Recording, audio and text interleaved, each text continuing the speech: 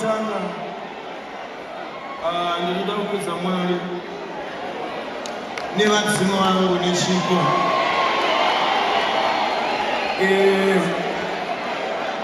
Dr. Manimoshana nabo ma-producers Rodney Astot management yangu Kim Mshapaize na Nigel Mshapaize timu yangu yesi ya Mshana nayo. Thank you guys.